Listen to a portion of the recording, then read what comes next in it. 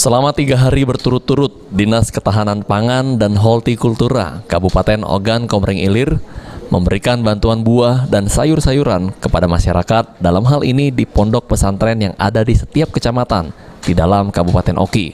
Kepala Dinas Ketahanan Pangan, Tanaman Pangan, dan Hortikultura Kabupaten Ogan Komering Ilir menyatakan pemberian bantuan buah maupun sayur-sayuran tersebut sebagai antisipasi pencegahan penyakit virus corona.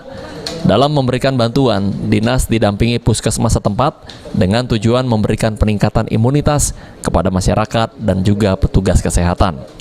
Bantuan buah-buahan dan sayur-sayuran kepada masyarakat dalam rangka antisipasi COVID-19.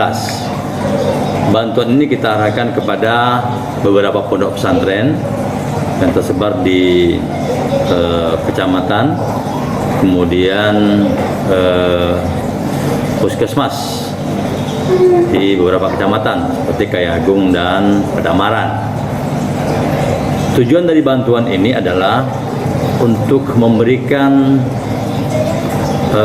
peningkatan imunitas kepada masyarakat dan petugas kesehatan dengan harapan bantuan sayur dan buah-buahan ini didapatkan dari petani yang ada di Kabupaten Oki. Secara tidak langsung juga membantu petani yang terdampak COVID-19, mengenalkan dan memasarkan produk petani kepada masyarakat. Cara ini diharapkan dapat memotivasi petani dalam menanam buah dan sayuran yang memang berasal dari Kabupaten Oki.